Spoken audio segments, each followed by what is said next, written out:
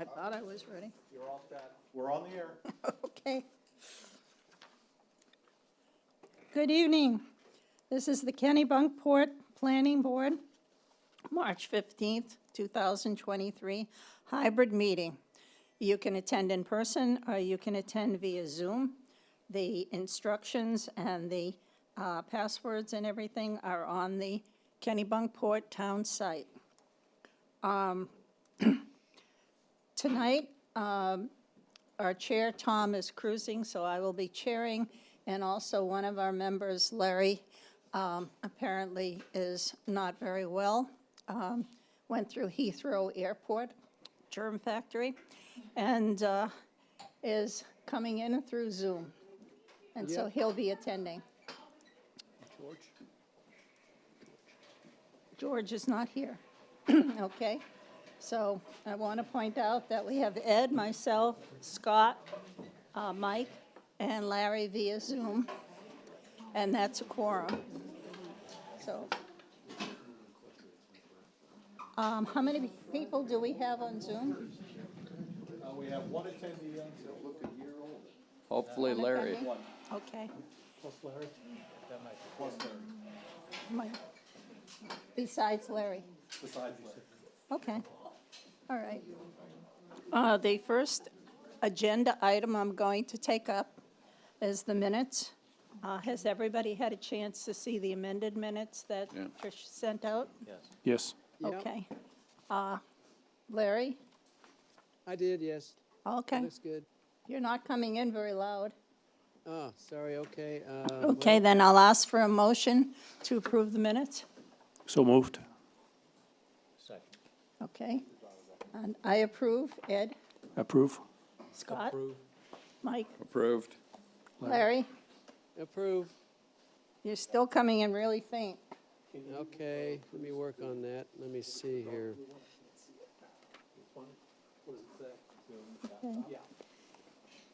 In the meanwhile, we'll take up the first issue, which is item 221003, KJ Trudeau Properties, the Glen at Goose Rock subdivision.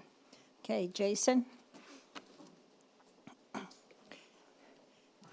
If you could give a little synopsis of what the latest is. We got a lot of documents electronically, and I will point out that I have no idea what Exhibit 17 is. I've tried to find it. But if you would point that out, I'd appreciate it. Sure. My name is Lucian Langlois with Atlantic Resource Consultants, and Jason Vafiatas is the principal of Atlantic Resource Consultants, also the engineer on the civil plans.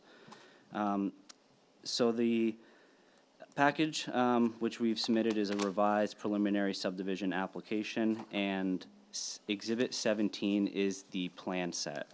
And the plan set was supplied with Acorn's response comments. It has not changed since then, so the plan set is dated February 2023, and there has been no updates to that plan. Okay. So since we last met, we've been busy making sure that we have a complete preliminary subdivision application according to the ordinance, chapter 417, section 7.2 for required submissions for preliminary subdivision. Just some significant changes were listed on this cover letter to the board members, and not just go down through these. We completed a cost estimate, which is included in Exhibit 5. That is a cost estimate for the infrastructure to be developed at the site, as well as a financial capacity letter from the bank of our applicant was also recently provided by Jim. That was a hard copy that didn't make it to the electronic copy. We did draft the HOA bylaws and added some language which has been discussed at the previous board meetings, including pesticides, insecticides, and herbicides, just completely prohibiting them, with the exception of the HOA reviewing them only on a case-by-case basis to treat invasive insects or invasive plant species. We still need to add some severity language to that to make sure that there is some enforcement teeth behind that document. Large specimen trees have been added to the plan set, as well as the boundary survey. We have completed additional soil test pits, as well as test pits in our proposed stormwater BMPs. These are required for state and federal applications to show that we have adequate distance between our wastewater treatment and drinking water, to make sure we have adequate depth between any type of restrictive layer in the soil or bedrock or groundwater. As requested by the board and the code enforcement officer through meetings, we did develop a base flood elevation for the preliminary A zone on our map. And I'd like to just show that now. So I outlined that in red, so you guys, you could see that. This was something I just did today for this meeting to show you guys. This will be on. Can you take the microphone to you, please? We can't hear you at home. If I take it off. Yep.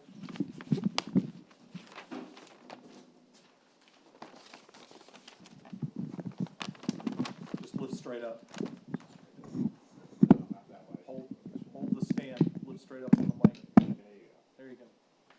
Thank you. So on the plan before you right here, the red indicates the base flood elevation that we determined using the guidance from the code enforcement office, and we took intervals along the floodplain to develop this. It's a bit more faint, but the B's flood zone, which is the flood zone in effect for this property, it pretty much follows this. In some areas it's a little bit wider, in some areas it's skinnier, but the good news is that we don't have any stormwater structures, any building structures, or wells or wastewater disposal systems located within either flood zone. I also outlined the clearing limits in green. I know that's a bit harder to see, but there's a lot going on in this plan. And in the final submission, we really need to break this up into different sheets just for easier viewing, just really spread a lot of things out. So we will have a plan set that we'll have things shaded instead of just outlined in green. But I really wanted to show this because there really is a minimum amount of clearing per lot.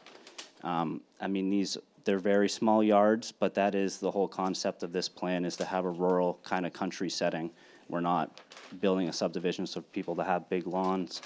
We're really trying to make sure that there are buffers from sensitive resources as well as neighboring properties.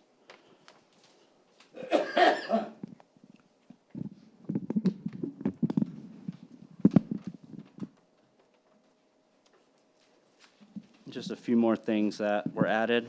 There's a lot of easements on the project, and I just kind of want to go through those too as well. There are stormwater easements on the property, and those are no-cut forested buffers. The purpose is for the treatment of stormwater. They will be deed recorded. There's also one driveway easement for the owner of Lot 6 to cross someone else's property to gain access to their property. And doing so allows us to reduce our wetland impact. Overall, we did have a reduction of wetland impact by just under 2,000 square feet.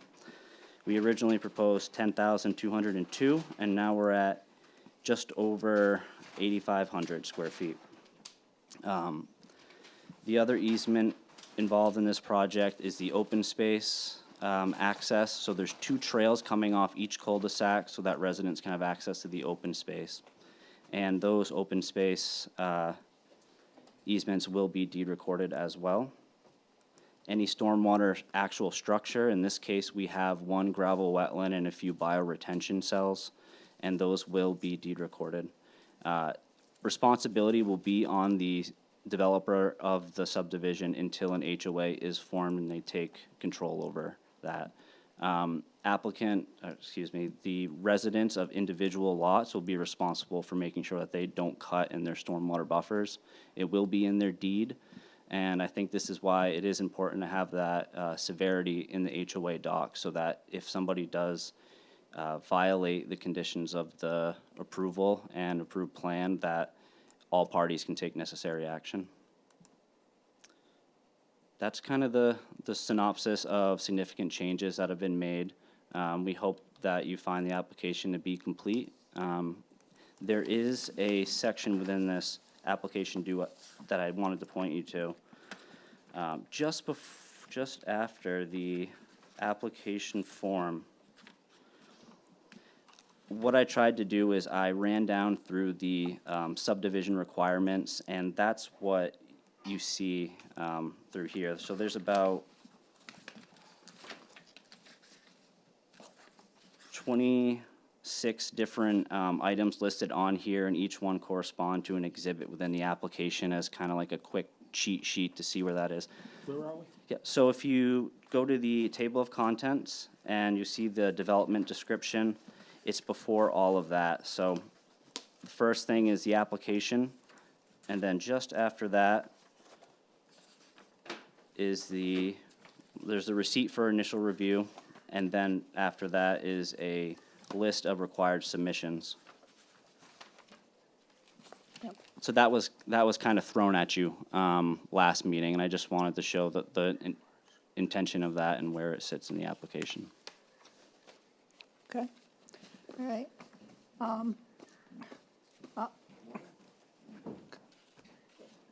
And we have George joining us, okay, from the planning board. Larry, you're online, you're the case manager for this. Do you have questions for the applicant? Well, I thought it was a real good application. Could you just recap a little bit further about the relationship between the HOA and the developer Sure. initially?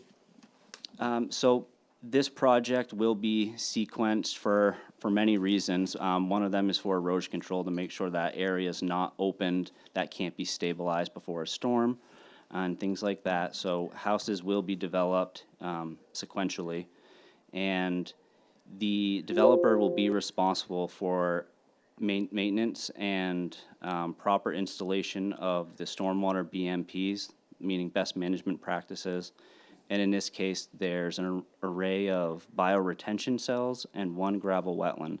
So the developer will be responsible for installing them as shown in our stormwater details on our plan set, and they'll be responsible for maintaining them as stated in the stormwater report. Until a HOA is formed and they take ownership of everything, which actually requires a transfer in the DEP permit as well. The DEP wants to ensure that the HOA understands what they're getting into, and they have the capabilities to maintain these structures. Until then, it is on the developer to keep them functioning and working correctly. Okay, so the DEP is going to have to agree that the homeowners are capable of maintaining the bio cells. And what was the other thing? There's one gravel wetland, and Gravel wetland, okay. yep. Previously, it was all gravel wetlands. Actually, I kind of Okay. did want to get into that. We found that using a bioretention cell allowed us to have a smaller footprint in our stormwater management, so we were able to pull things away from streams and wetlands and further reduce our wetland impact. But that is what the developer will be responsible for. And now the HOA, I did say DEP is going to make sure that they have the capability, but that is part of it. They do have to say that they have the technical ability to know what needs to be maintained. That is another DEP permitting process.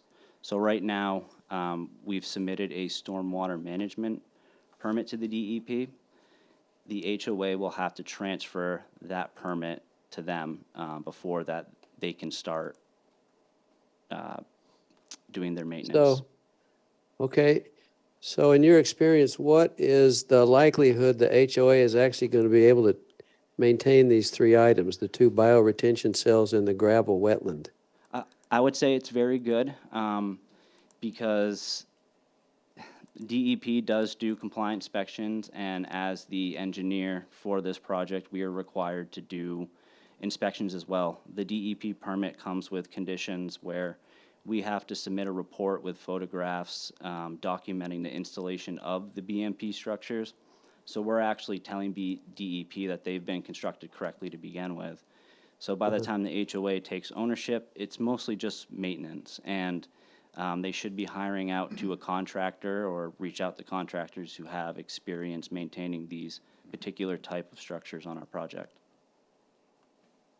Okay. So it wouldn't be necessarily the HOA has the knowledge. What they've done is they've contracted. the They've done their knowledge due and- diligence to find somebody who's prepared to take care of those structures, right? Good. Okay, that makes sense. Well, I was just studying the maps. I mean, it looks like you did a lot of work on this. That's obvious. Oh gosh, I don't know. I mean, I guess that's really the main question I had, but wish I could be there in person, but I'll just have to make do with the information I have here in the meeting. So that's all I got for now. Thank you. Thank you. Okay. I just wanted to clarify and point out that in the final plan, we'll expect to have the hydrogeological report and the permits that are pending, we would expect to have those as well, but we don't have them yet. Okay. All right. And that stormwater management is still under review by the MDEP? Yes, it is. Yep. Okay. Okay. All right. Others on the planning board? Just to start, Mike. To start, you showed this updated plan at the front of the room. You said it has some color markings on it and all, and. Yes, it does. But you also said that the plans haven't been updated The- since February, so I'm The only- confused. My plans don't have that plan in it, right? Correct. We were able to work on the base flood elevation in between last meeting and this meeting. Yep. But that is the only change that you see. Besides that, I just put some color to the plan for visual today. And when will we get that, or were you just gonna give it to Werner, or what's the plan for that? Our intention was to include this new base flood elevation on the final subdivision plan. Oh, in the set. final submittal? We don't need it now, in other words? Well, Only the promise that it'll be there in the final. well, it certainly will. We have it, and we've created it according to the. Do you wanna look at it now? Have a copy of it submitted to you? I think, yeah, I mean, obviously, I'd like to have a copy of it, but I think really procedurally, there's, I don't know if you want to get into these questions about, kind of process-wise and what we do, moving forward. I think it's important. I think, yes, I'd appreciate the chance to take a look at it. I think, we've gotten some other, information, that we got, Monday and that we got some today. It's more a question of process than, that I see. One, I think I heard from the board that, once we get and I think it makes sense to, when we get the submission, the final submission, just because there were a number of changes to the stormwater elements that that we send those back out for peer review. But I don't think it makes sense to do that at this stage. Yeah. I think it makes sense to do that at final. So once that's been submitted. Consistent with that, with the stormwater, I know we didn't go through Acorn's comments. You, Many of those comments require plan adjustments. yes. Yes. And your plan is to make those adjustments and submit the updated plan as part of the final. That's correct. A lot of those changes required Yeah. updates to the plan set as well as the stormwater report as well. So we need to coordinate Acorn's comments and those changes with DEP as well. So we're making sure we're giving DEP what has been asked from Acorn as well. There's some of the members on the board that have expertise in civil engineering. I'm not one of them, and so certainly I don't require those specific answers. Now, I'm more interested in the process, and that in the end, the right people are looking at the documents and all of that. And as long as we have a plan to accomplish that, I personally am satisfied. So I think that's great. Yep. And last meeting, I mean, there was the concern over the floodplain was definitely heard, and that's why I wanted to make sure we at least you guys could see it today. Within the application, I did show a map that shows both the B and A zone. The problem is it doesn't have the plan overlaid onto it. Yeah. So that's why this is what we have to work with for right now. But with the final plan, it will be on all the plan sets, and like I said, we'll have more individual sheets to break up so that there's not so much going on one individual sheet. Okay. Just one, so one last thing, and follow up to what Larry was talking about.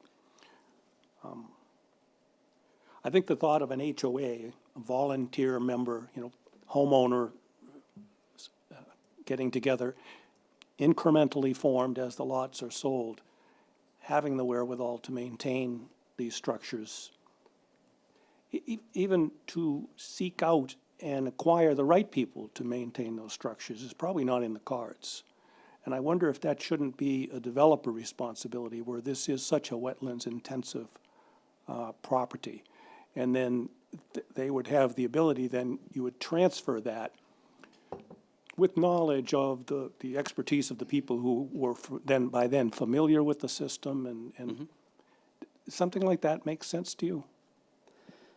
Yeah, it does. I don't know if hopefully I'm being clear here. No, I'm worried about the HOA guys knowing what's what. You are, and I can say, as the engineering firm, who designed this, with our DEP permit, it's not just, hey, we need to make sure that they were installed correctly and show a Yeah. report. Every 5 years, we'll be responsible for making sure we come and make a laundry list of, hey, this needs to be cleaned out, this needs to be revegetated, just go through the entire subdivision. Until the HOA takes over. We do that within 5 years, no matter what, regardless of HOA taking over or not. So if it's still under the developer's responsibility to maintain all these, we still, every 5 years, go and do a check. As long as the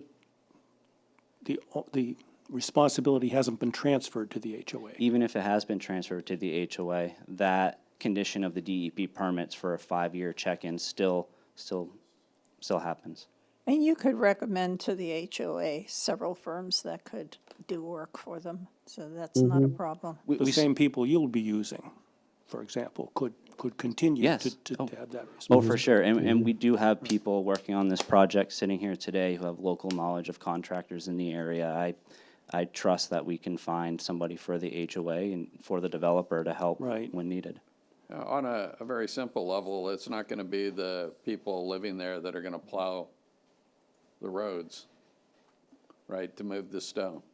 No, I Yeah, so appreciate it would that, be- but it would yet, just- A contract has to be established with somebody that's knowledgeable to meet the requirements of DEP. right, and your typical homeowner HOA has the wherewithal to decide Who can plow? who can plow and who has plowed, and this seems to be the next level, though, Yeah, of, and I'm assuming there's some certification or recognition that's required for somebody to maintain this. and I'm looking for that to be Yeah. called out. Yeah, so if they You know, were that's all. a certified I was going to speak to that. wetlands, whatever.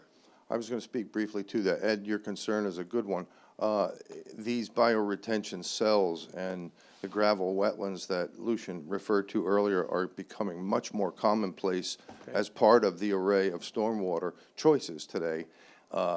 Many, the homeowner associations now As we develop more are tuning up. wetland-intensive properties, right? What I'm suggesting is that this has been done routinely in other subdivisions over the last 3 to 5 years. It's very common. DEP has this condition of approval that requires this 5-year update check.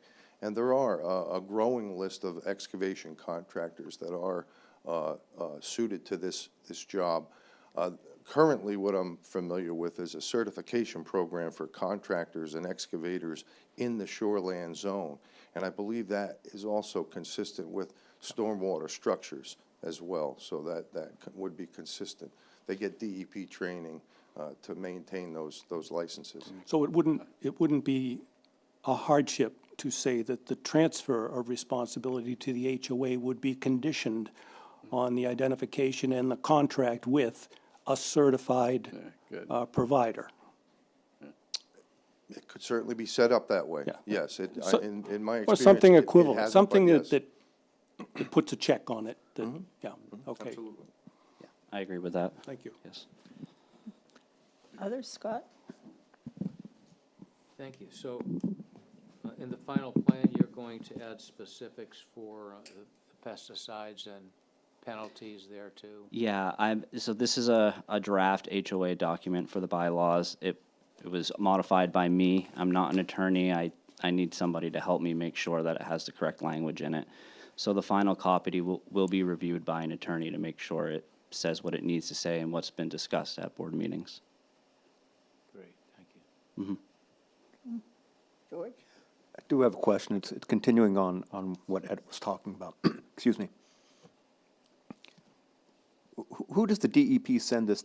Is this every 5 years you have to go through a certification? It is, so, And just to follow that, who do they send the letter to? Do they send it to the developer after it's all developed? It goes to the HOA? Does it go to the town? Are there other examples where this takes place? yeah, pretty much any project that requires a stormwater management law, a full permit. So think of projects that have over 1 acre of impervious area that isn't just a single family dwelling, like a subdivision or even a commercial project. Anything like that requires that 5-year recertification. I will say, from working at DEP, it is something that some people forget to do. It's a condition that, well, at 5 years, if you don't have that, then somebody needs to go out and see why that's not there. What should happen is that developer contacts the engineer, which designed the project and did the inspection of the actual installation of the structure. So they retain us. We're familiar with the project. We go out and we do our report. We submit that to DEP. And DEP usually has a filing system. I can't say that they would supply, I don't know if they would supply a copy to the town, but that could certainly be arranged. It is something that happens a lot in communities which are, I don't know if you've heard of MS4, it's like a federal stormwater requirement. Communities with a high population and density, they actually have annual reporting, and we coordinate those reports, and it does make its way to the town. Okay, so after a period of time, 10 years, 15 years, everyone has, won the lottery and moved on to other actions. It's a different list. The developer is gone. The letter goes to the individual homeowners, or it goes to the homeowner association? Yeah, it's Self-reporting system. self-reporting. So the HOA shall contact us, Okay. and then we come down, we do our reporting, and we submit that to DEP. Okay, thanks. So is there a way to call that out in the HOA? That they will do whatever the requirement is? Just to help them, so at least it's documented somewhere? Or are there other examples you can think of in town, Werner, where there's a similar arrangement? I see it more as just kind of a help. If it's there in writing, you can see it, you know it's there, instead of having to. Yeah. I have a blanket statement in the HOA which says more or less how the residents shall make sure that they adhere to all approved plans and permits, but that doesn't go into the special conditions that we're talking about today. So it probably makes sense to list all of those. Yeah, in there. every 5 years, this is gonna have to be done. Yeah. Whatever is, just to help them remember. Because I'm having trouble with what breakfast was today, Yeah, I think. I don't know. Maybe it was a late dinner. Yeah. And I know I'm using, terms like gravel wetland and bioretention cell, but the type of maintenance that we're talking about is making sure that pipes are cleaned out, that vegetation is growing, and that there's no erosion. Those are some of the main things. So the contractor and HOA, they don't need to be engineers themselves. They don't need to have an intimate knowledge with exactly how it works.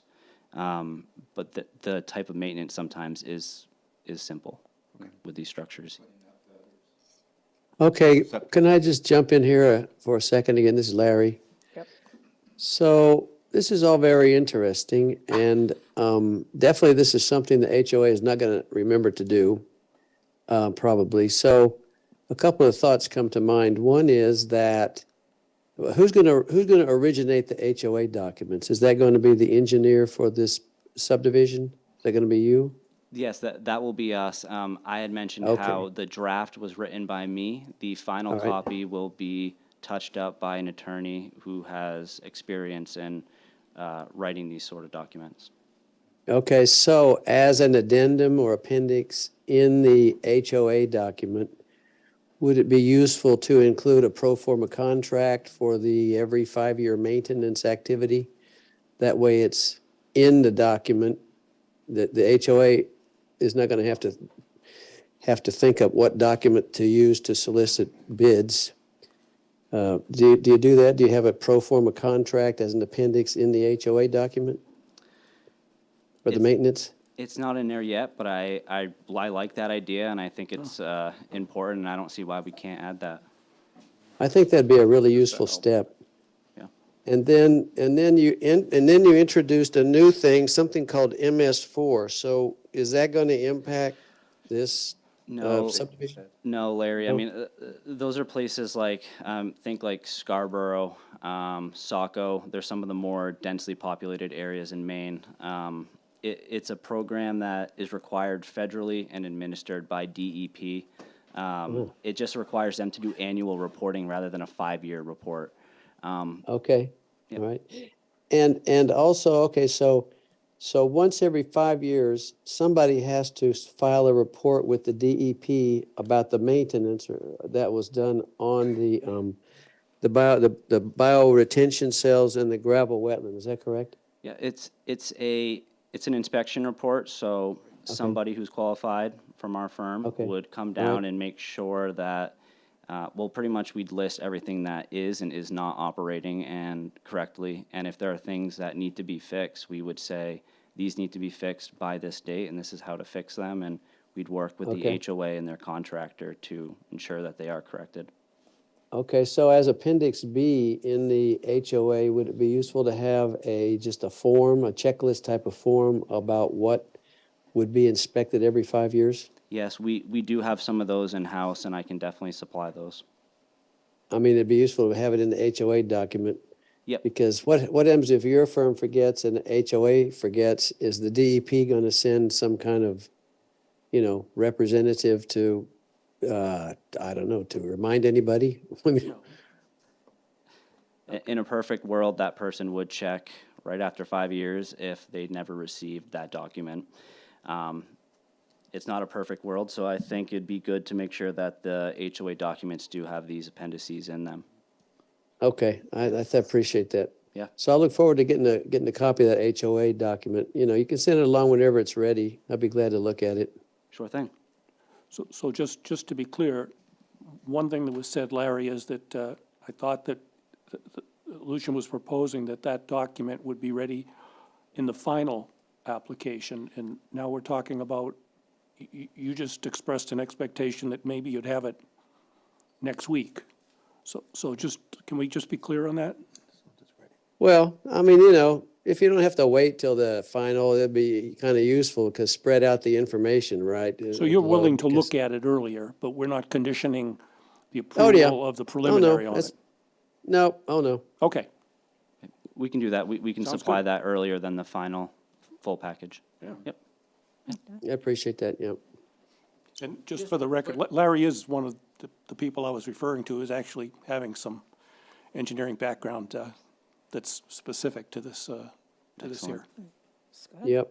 So just for clarification, the DEP for the first 5 years is involved. Does it happen after that every 5 years, or is it over and up to the HOA? It's always every 5 years. Thank you. Yep. Thank you. They're expecting an input every 5 years. They're not coming after you, though, I don't think, unless Right. something happens, like Yep. the neighbors complain. Are there other comments, questions? Yeah, I had a question, I guess, on the HOA 711, how it was linked to the deed, but you've covered that, and I think we're good there. On 712, where we talk about the prohibition of all fertilizers, insecticides, and everything else, when it's all, I worry about, well, does that mean organic's no good? Is there any, is that just maybe a bit broad? But it's up, it's HOA, where will it be? I just was, I worry when I hear all and every. It just seemed, somebody could misconstrue that you can't use anything, so. Well, the thing is that organics, even though they break down more slowly, can still pollute a wetland. So we're saying, but is it really all? No, there's no, I think all is all. yeah, that just seems broad to me, okay. And then in 713, there are limits approved. I'm assuming that this is this green line you're talking about. It was, what was 713? Lone owner lot may, no lot owner may clear vegetation or disturb land beyond the limits shown on the plans. This is this new green line that you've got there? That is. The green line on this plan is the proposed clearing limits for the project. It's also shown on the plan set that you have, but it's a black or a kind of a grayish line, so it's hard to see. Yeah, so I was just trying to, so that basically, when I end up with, I buy a house there and I got my plan, I'm gonna have some demarcation that I know that, hey, I can't go beyond this. Well, before a new resident moves in, that clearing limit has been cleared by the developer, the house has been built, everything's stabilized. And with that deed transfer, that will have language saying that this subdivision came with a permit, and the permit has conditions which must be met. And and you can't clear anymore. That's correct. And unless they go back to DEP and request for that whole permit to be revised, it does happen sometimes, but, we designed this project with stormwater buffers for this exact purpose. So for somebody to propose to amend that would be quite an undertaking. If I might make a brief comment, again, Jim Logan, the wetland scientist, soil scientist with this project. In terms of your comment, Mike, occasionally there's still gonna be a tree that needs to be removed. The clearing limits we're indicating on the plan are intending to show the spirit and the intent of the maintenance of a tree canopy. Some uniform tree canopy, the sense of a woods, a shaded setting that's gonna favor things like wetland species, if that's what we're talking about, or shading over a stream, so that the temperature regime of the stream doesn't change. We don't expect any of that to change due to a tree or two. One being or two. removed. It's wide scale clearing. We don't want people making more. golf courses around their houses. And this particular site, the vegetation is important with vernal pools, whether they're significant or not. If they host amphibians and turtles, it's important that they maintain their migration patterns. The species which go and use that habitat, they were born there and they always go to the same habitat. So it's important to make sure that we leave as much vegetation as possible. Yeah, okay, and then the last one I had was, there's now a red line that you put on there, which is the Zone A. Yes, it kind of is. one. So not having that and the plan in front of us, does that impact any of your building sites, well sites, septic sites? No to all of those. Stormwater sites or whatever, so the way you've got it positioned, everything that's gonna be constructed is outside that new line, the red line. That's correct, and I might have to ask Pat for assistance on this, but some of these lots will require fill to elevate the lots to make sure that they are adequately above the base flood elevation, which we've determined. So we are showing that everything is outside of this mapped flood zone. However, some of these lots will have to be built up to make sure that they comply. But again, that's a code issue, isn't it? Yeah, so that's Yeah, when that's when correct. the code officers will help ensure that I've got the 2 foot or whatever clearance I need between A and B. Mike, you're asking even if tomorrow the new flood levels were made law, he'd be okay. Yeah, I got As long as this fill is a new line that we put down there. My eyesight's not good enough. No, yeah, I mean, you and me both, but we'll have that for the final. We'll have that for the final. For the final, but it was just where we ended up, we're outside. All the dwellings, all the Yeah. structures. Except for part of the road. Well, no, that's true. The driveways, that's typical. Yeah. You're gonna have them through the flood zone. Yeah, you're gonna have a crossing. That Yeah. road In fact, DEP, quite a substantial crossing there. That's 5 foot over. But So of all the results you could have had, It's not bad news. Jim kind of predicted that it wasn't going to be bad news, but now it's Yeah. captured. Yeah, and this was a big part of our discussion last time was about that, and I just wanted, now I had a line, where did it end up, seeing I couldn't see it, and it looks like it is good news, so, well done. My name is Patrick Johnson. I'm the project surveyor. I think one thing that's really important to understand in this conversation about the flood zones is at this point, the black line of the Zone B is what controls. And this comes down to property financing. As a rule, the financial institutions left to their own devices are gonna put all of these houses in flood insurance programs. So what we will do is we will design the houses, the placement of the houses, so that we can create Insurable. a flood elevation certificate that shows that they are not in the flood zone as required by FEMA, and that's the Zone B. Until the preliminary is adopted, the Zone A has no, it's good information to know it understands, kind of where this thing is migrating. But at this point, the line that is controlling the flood insurance program and the requirements and results thereof is the Zone B line. Yeah. And it's a future look.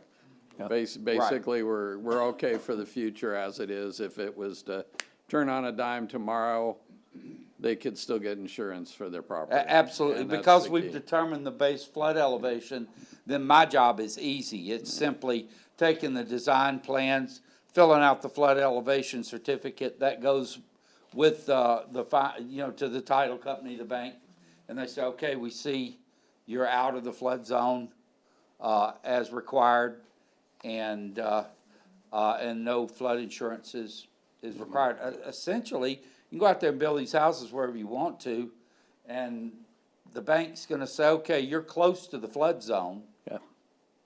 You gotta get flood insurance. And it's then the onus is on whomever, the developer, the owner, to prove that they are in fact not through the flood elevation certificate process. Yeah. Okay, good deal. But if in July, the law changes and it's the Zone A line that's going to drive the process, you'll still be able to fill out Well, that- we're ahead that of the form. game because we've Right. determined the BFE. Yeah. Yeah, that's that's good. what I just want to be That's all clear good. of, is that Yeah. it's not going I to come can- back and they're going to say, well, why in heaven's name, you knew that was coming and you had the data available, and why didn't you look at it? And the answer is, we did look at it. Through the here it inside of is. the board and ask us to take a look at this, we now have that future BFE in place. Check. Thank you. Excellent, thanks. I'm done. Okay. In that case, this is a continued public hearing, and I want to open it up for any members of the public that may be present that want to talk. Is there anyone here in the room? If not, do we have anybody online? No hands raised online. No hands raised? Okay. Well, if everyone's satisfied, then I'm going to close the public hearing. Okay? And this is a preliminary plan, and we need to approve that preliminary plan. So I take a motion to. Can I ask one more question before we do that? Oh, yeah, go ahead, Larry. So you said that some lots are going to require fill to be above the flood elevation, so can you list those lot numbers? I'm sorry, sir, I said there was a possibility we would look at that. At this point, I don't know that is, that seems premature at Okay, this, all right. at this point in the Gotta get an process. So some lots may require, but there's not necessarily any lots at the moment that definitely will require, right? I Some think lots may require fill to be above the flood elevation. a better way of stating is, we will design the house placement such that it will meet all the requirements of FEMA and keep the houses out of the floodplain. So just to be Okay. clear, usually when you put the words fill and floodplain in the same sentence, that's a bad Yes. thing. Yeah. Yes, well, that's why I'm asking this question. I'm getting a little panicky over here. You're gonna do what? Yeah. So, okay, so that's good. So if there are any lots that require fill, that'll be in the final submission, but at the moment, no matter what happens, you're going to make sure the design shows the house location to comply with the FEMA flood elevations, right? We- to get really specific, we will, and this will be in the code enforcement, the plot plan process. The actual individual house sites the elevations will be set so that we can successfully complete a flood elevation certificate that shows the house not to be in the flood zone. I got you. Okay, all right, Yeah. that's good, thank you. And I think, one of the things that you said early on, and, Lucian, you may have said this as well, is that, and I think it's important just for the board to understand it, is that, you stated that none of the houses were gonna actually be sited within it, within those floodplain areas, and so I think that's an important distinction, whenever it comes Yeah. down to dealing with, fill. From a regulatory perspective, it's ensuring that, that folks aren't bringing fill into the floodplain area in order to gain compliance, right? You're not filling in the floodplain. Now, when you're outside of the floodplain, and you're, because that's really what we're looking for. We're looking for the numbers. He's going to provide a base flood elevation. We're going to look at a first floor elevation, and we're going to make sure that that's 2 feet above, whatever that, location is from a horizontal perspective. But in addition to that, what I heard him say is that the footprints themselves are going to be outside of those areas. So, so Okay. I'm satisfied with that, with that piece Okay. of it. I mean, we'll want to look at the, the elevations, but, I'm satisfied with that. Okay, that sounds good, yep, thank you. And, one more comment. There are many ways to design a configuration or a design of a house that meets the requirements to have a successful flood elevation certificate. So putting a big hill there is probably not on the, and I've studied the contours versus the floodplain location, and in every house location, we have an adequate amount of vertical relief to work with. Okay, great, thank you. Okay. Anything else? May I ask, one more question, Lucian, what's the requirement for the number of lots that are going to be individually owned before the HOA is allowed to take over? Is it all of the lots? Is it 75% of the lots? How do you envision that? And you don't have to have an answer now, but in the final, I'd like that to be clear. I'd like to provide an answer for the final. I would only be guessing right now. Yeah. Yeah. Okay, thank you. All right, mhm, Part of the agreement. Okay. okay. I'll accept a motion to approve the preliminary plan with I'm losing my vocabulary here, with the understanding that the hydrogeological report will be submitted with the final as well as the MDEP and the ACOE permits. So moved. Second, Okay. Take a vote then. Ed? Yes. I'm in favor. In favor? George? Should ask Larry. He's the case manager. Yeah, but I need you. He made the Oh, you're motion. gonna be, yes. Are we both voting? Okay, One Larry? voting? No, just one. Just in one. favor, I'm in favor, yeah. Okay. All right, then the motion passes. And You're- Larry, since you're the case manager here, I assume that you will put together the letter Yes, I will. I'll send describing it to that. you to send out, though. What? It'll go out under Tom's signature. Yeah, under Tom, yeah. Yeah, just send it into Warner and April, and they'll put it together. Oh, okay, all right, I'll do that. Okay, well, we're done with item number 1 then. Well, thank you for your time and patience. Yes. That was huge. Thank you all. Thanks much. Okay. The next item on the agenda is number 230201, the Roberts Lane.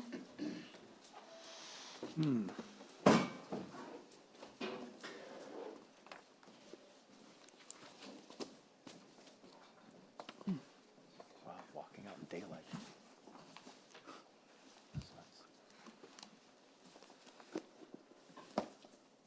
And I believe this is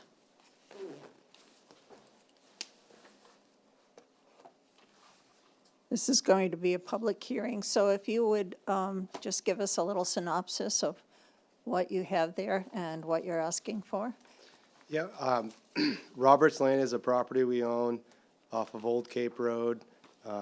We split a lot off of the property a number of years ago, and we're extending the road along the front of the property and adding a turnaround sufficient for a fire truck as reviewed by your fire department.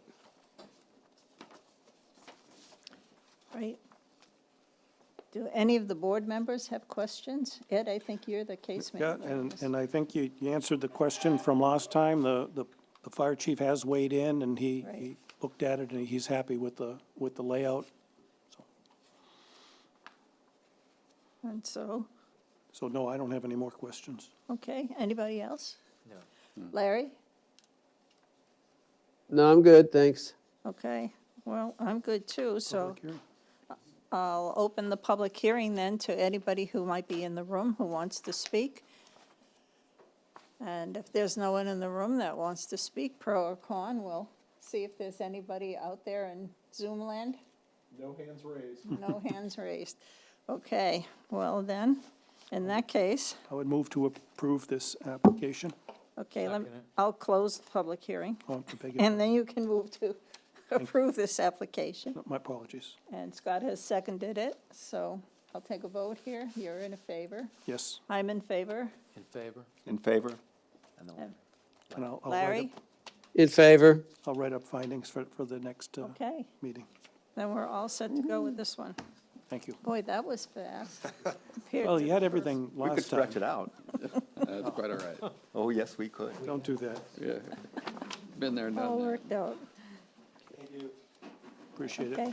We'll be writing up findings of fact for the next meeting. You don't have to be here. It will be signed by the members of the board, and then it needs to be recorded before you move forward. Have I missed anything, Werner? Nope, you got it. Okay. Yep. Tonight's meeting wasn't as fun as last week. Fine, fun, yeah. That was a good one. Back and watch the tape again. To find fun. Okay, our next item and last item on the agenda is 230-202, 45 Ocean Avenue, and I assume that you're going to speak for that, Mr. Reed. I am. Thank you, Ms. Perlmutter. My name is Bruce Reed, and I'm an attorney in Kennebunk, and I'm here representing the applicants. I'm sure I bet you Jim Logan was thinking we're all here to object to his project. This looks like quite a house full, but this is all with me, all lovely ladies, and I told them to show up. You never know whether we're going to go first. People could drop ahead of us. But the reason we're here, as I tried to explain in my materials that I submitted, is relatively simple. In many towns, it would go to staff review. No criticism in Kennebunkport, but this is simply a change of use from a hair salon, which was the current use, to a retail operation, a wine cheese retail operation that Lonnie, and I'll introduce Lonnie Dietz is right here, and her business partner, Laura McCullough, is also here. Laura's mother, sitting at the far end, and Heidi Maynard, who you probably know, and some support as well. Okay, So we're simply looking to replace, on one side of this building, it's right at the base of the street here, it used to be called King's Landing, was it? That was the formerly. Before it was a hair salon, it was actually a retail operation very similar to what we're talking about here. So it's really kind of a two-step. We're going back to what we were. And I gave you minutes from that meeting back in 2009 when the hair salon came before the board. I don't know, was any of the board members, none of you were here at that point, would maybe not have remembered it. But in any event, there isn't a lot to add to what I submitted. I'm aware that we have at least one attorney on the board, And for that reason, the purchase and sale contract that I gave you is in the name of Women and Wine LLC. That's an LLC that's not been formed yet. And for our public hearing, which hopefully we get to in a couple of weeks, I already have the seller acknowledging that it's the two individuals, Lonnie and Laura, who are the buyers. Just for right, title, and interest purposes, I will submit an amendment to that contract indicating that those two are the actual purchasers of the property. So we're looking to, and they're both here. This isn't a public hearing. I had Lonnie and Laura prepare a little synopsis of what they currently do. Of course, Laura was nice enough to do it. She's not even here she doesn't need a change of use. She is replacing what's already a retail use there. She has two other businesses up on Ocean Avenue. This will be a third operation for her. And Lonnie is coming across the river. If any of you have been into her shop, it's just over the bridge up on the right. And she will move her operation here. There were 4 chairs in the hair salon. That's what we've been told by the seller. Absolutely not. My husband and I got our hair cut there for several years, and I know Cheryl very well. No, it's never been more than 2 chairs and 3 people in there at the most. Yeah. At the most. Well, we're anticipating, this is not a public hearing. We're hoping we will be deemed complete tonight and have a public hearing in a couple of weeks. But I'll take feedback from the board as to what more you might need from us. My point in mentioning the number of chairs, which I thought erroneously apparently that was 4, but just the fact that we're not going to have any additional, you can hear from Lonnie at the public hearing or now if you care to, that, it's walk-in traffic. And most of that's going to come out of Dock Square. It's not a destination where the hair salon kind of was. So I'll be happy to entertain questions the board has based on my submissions. I have several questions about it and some missing information that I would like to see go into the application. First, you're telling me that one of the LLCs isn't formed yet, but I would like to see, for the businesses, certificates of good standing for those that are, and some indication. The business, there's only one applicant here. Yes, for that particular So business. you'd like to see Lonnie's certificate of good standing? Yes, Okay. yeah. And I guess we don't really need it for the business coming in because it isn't in there yet, but. No, and as I said, that's a business, an entity to be formed. It's a commercial loan. Yeah, The significant purchase price, we have financing on the line here, and we will be forming an LLC per bank requirements. And as I said, I know you're an attorney, Nina, and I wanted to make sure we had this properly buttoned up in terms of. okay. Are the owners of this business going to live there? Is there only one person living in the residence there? Neither person is going to live there, no. Okay, that's one of the things I wanted to know. Yeah, So there's only one residence if anybody lives there? correct. It's the upstairs apartment. Okay. What you're doing is you're going from a professional type use to a retail store, which usually attracts more people. But what concerns me is that even back in 2009, there was concern over the parking. This is a small lot. I know it well because I park there. And, I know what the parking issues are around there. It's a small lot. It's non-conforming. The setbacks are non-conforming. The lot coverage is non-conforming, and it's a conditional use. Either one of those would be a conditional use in the riverfront zone. What you don't have on there is you don't have the actual footprint of the building, the size of that footprint, and you don't have the size of the parking, that whole lot, really. You have given us the square footage of the lot, but the amount of parking that there is there and how it would be set up, I'm concerned because in addition to the building that's there, there's a large island as well that takes up part of that space with a tree. And, you know, it looks more like a driveway there than it does a parking lot. And so my concerns are, you know, would there be enough parking? It doesn't meet, I don't think with 2 retail stores there, it would meet the requirements of parking, the number of parking places that are required for employees and for visitors to the store, clients. You say 2 stores? 2 stores. There's 1 retail store there already. Already, And there are what they're 2. asking to do is change the use of the salon to another retail store. Which it was in 2009. No, I understand, but you'll end up with 2 stores. I missed that. I thought that was Yeah, combined it's and it was 2 one store. stores.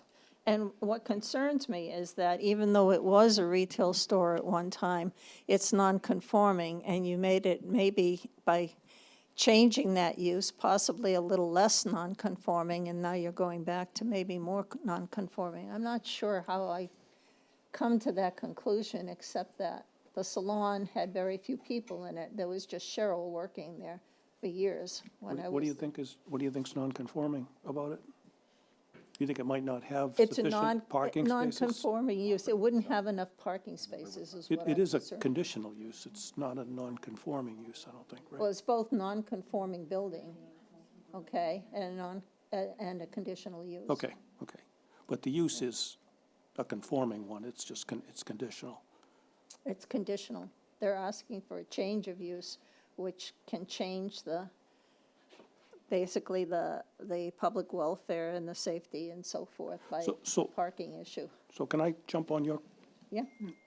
I had the same question, was about parking, and I have to say, I have to parse it into 2 parts. One is, you know, the business owners have to be concerned with parking, right? It's part of the business model. And if they're satisfied that there's adequate parking to sustain the business, then that really puts most of my concern to bed. But then the other aspect is safety. And if I go look at traffic flow there, how are they coming in? Where are the parking spaces and how do they get out? And if you could, you know, come to us and say, here's a picture of the lot, here's where we're gonna put lines on the ground for parking, and here's what the signage will be, and yeah, it's gonna be safe. Address that concern, that would take a load off. That would- Yeah, we tried, we met with Werner, listen to throw Werner under the bus, but I tried very carefully to give him exactly what he wanted for this board. So He's we coming were- along, yeah, he's doing all right. He still has And he places where he doesn't misses. take offense easily, but we're happy to provide you with an treads are wearing overview. I on mean, you it's, the bus. with a site plan, if that will help for the public hearing, for sure. I mean, yeah. I don't know what Werner asked for and what you No, I gave him in the understand site that. plan. I'm just Yeah. trying to be, maybe I'm being too glib about it, but just, I'd like to see what is my safety concern about traffic flow and parking addressed. Yeah.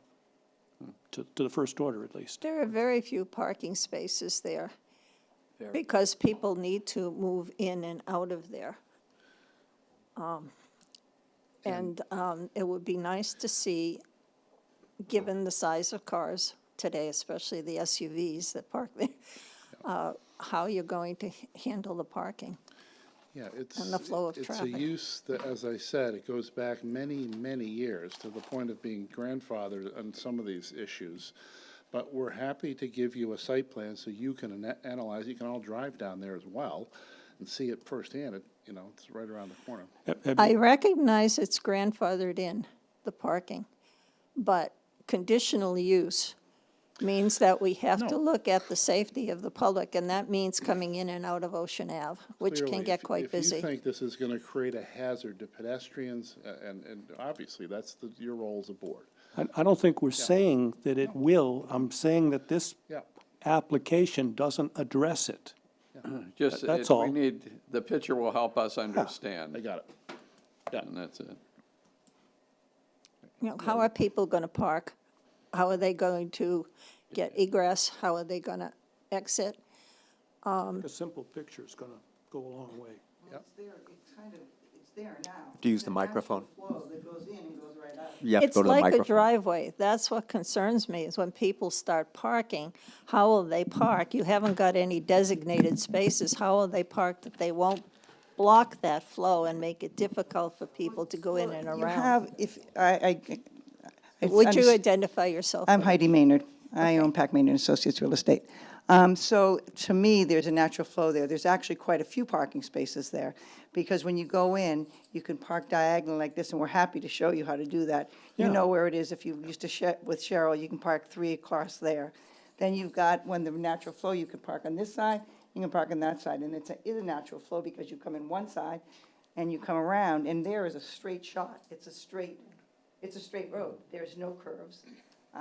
So I think. And the visibility is good. The visibility is very, very Yeah, good. yeah. The Very, very good. visibility is good, but there are no sidewalks. And I have been there. Well, there's a when- sidewalk on the other side. Yes, but I have been there when the flow has been blocked by cars parking, okay?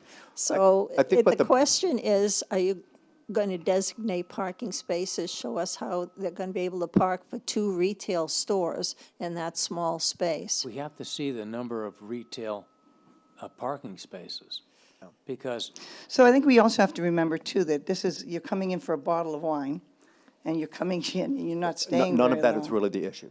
The issue is, in terms of the application, there are rules and regulations regarding parking at retail what you'd spaces. like- No, what you- please let me finish. yeah. And this is a change in use of the conditions of the use.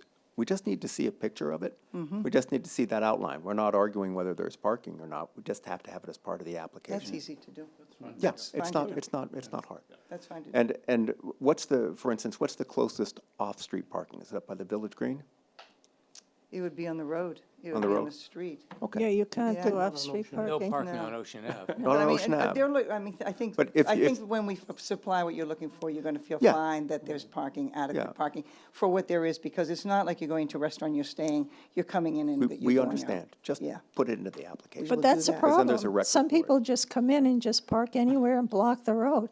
I mean, when it was the salon, people would come in, they'd stay for half an hour, an hour. But these two ladies are gonna be there too, and it's their business, so they're gonna make sure that people aren't coming in and parking where they shouldn't be parking. Right, but then mean, they have to have that's- parking for employees as well. It's all kind of outlined. Just put that in the document. We can do I that. did have one question about the parking in addition. Will you be having events there?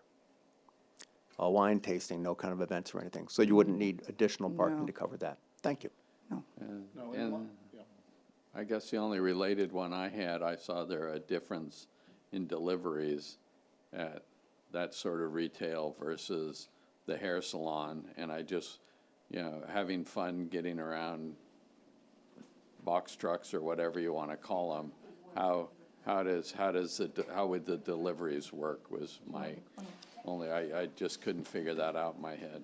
They're not going to work very well if you've got cars parked Yeah. there. Hi. They're going to have to stop on Ocean Ave. So I'm Lonnie Dietz. So I actually thought of this already because I was a little nervous before I even put my offer in to purchase and sale, because that's a huge, huge deal. So the trucks deliver all the same. I have all the same vendors as the Arundel Wharf restaurant does.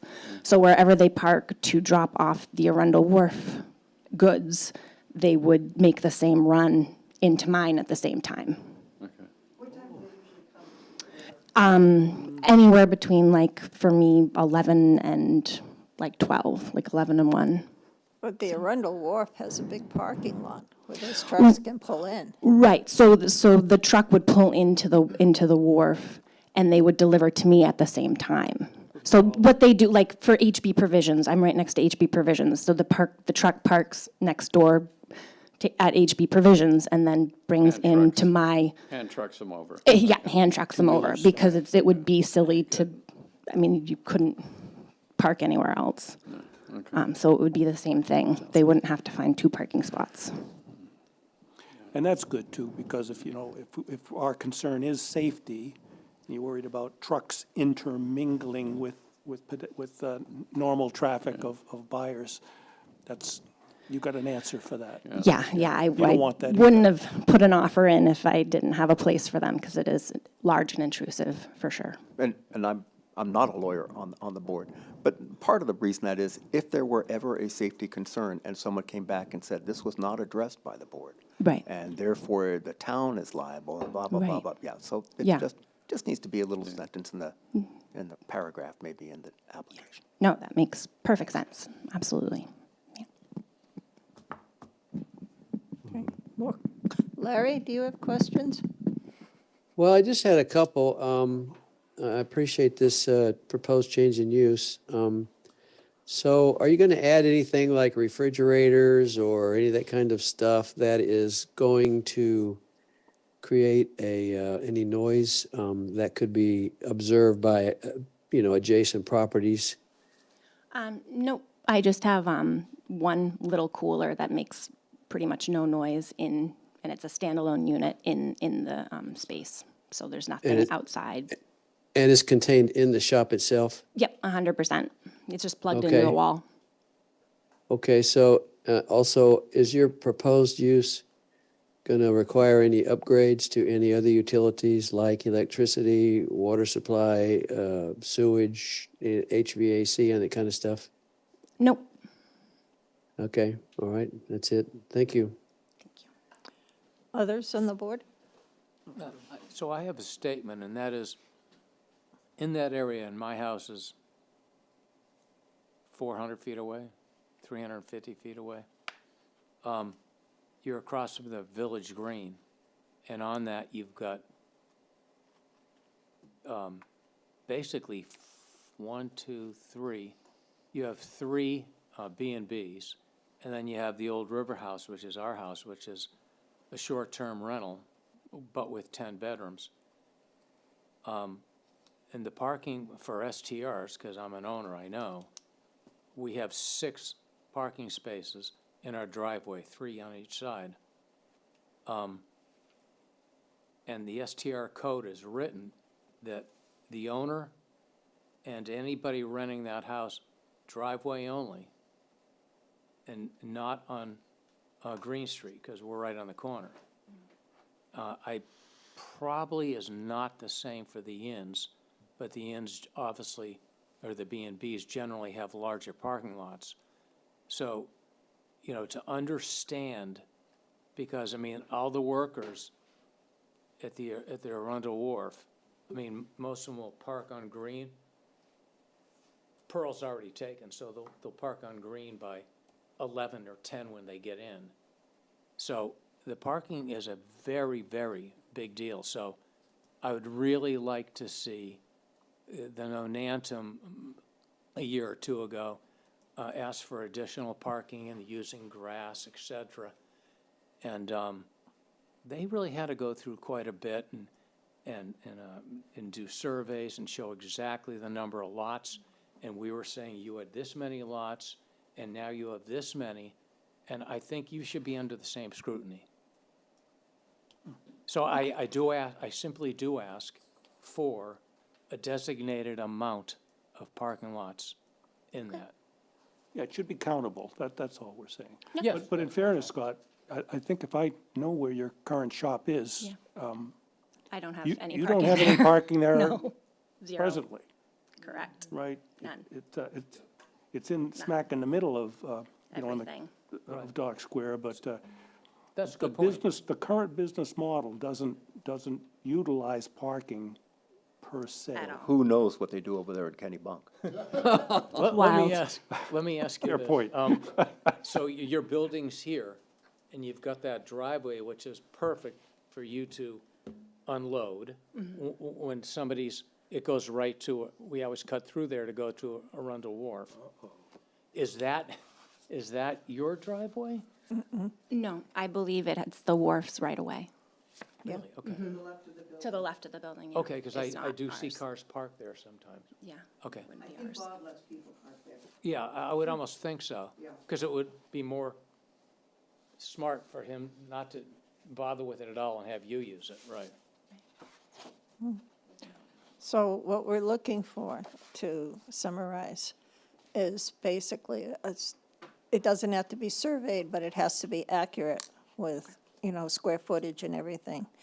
A design that shows where you expect people to park, and maybe spaces that are designated that way when you set up shop, so that people know where to park, so that they can get in and out easily and not affect traffic on Ocean Ave. You- We'd you like may to see the consider- number of spaces. You may consider that, you want one-way traffic through that, Yeah.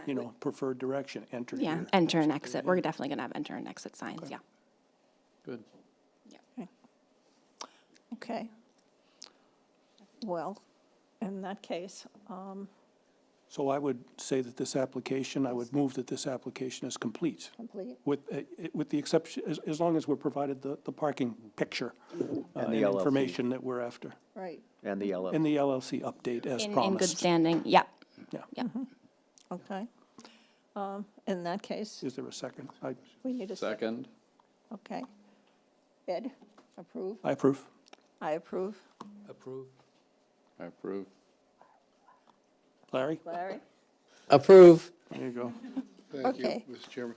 I always just forget wanted who's to- voting When you and who said isn't. LLC, there are two issues going on here. One is that the current purchase and sale that you have is the name of an LLC that has been formed. I'm curing that problem with. Right. But we're also talking about her current good standing, yeah. Okay. We'll provide both and a parking plan that will, And I think the promise of those is sufficient to declare this as complete, though. okay, thank you very much. Appreciate that. We'll expect that next time, and next time there'll be a public hearing. Okay, 2 Great. weeks from now? It's the first one It's the in 5th, April. I think. I looked at the I next think it's the 5th. agenda. Yeah, it's not, is Yeah. it 3 weeks? I think it's three. Is it two? 3 weeks, I'm sorry, 3 weeks. Yeah, it's the first Wednesday in April. Yeah, yeah, okay, well, Correct, thank that you would very be the much. I 5th. appreciate your Can I just ask one more consideration. question, just so we have what you want, just so we're clear exactly what you're looking for the parking? So would it suffice for us to have lots of photos and then have someone actually go out and try to mark it? Is that what you're trying to look for? No, I want a plan, That's what I'm asking for. So can you tell me exactly what you're looking for? okay? If this were a house lot or something like that, or a restaurant, we would expect a surveyed plan and designated parking areas on that plan that suffice to hold, for example, an SUV in each one, and to show the flow of traffic. You don't have to survey it. This plot has probably been surveyed I know, enough. that's, But we need some dimensions there of the lot and the dimensions of each parking spot and how you're going to flow traffic. Okay? that's all, thank you. Okay, thank you. Thank you. I will take one more motion. I would move to adjourn. I'll take that as a second from either one of you. Okay, all right. Thank you. All in favor? Aye. Aye. I got one. Okay, we are adjourned. Madam Chairman, apologize for being late.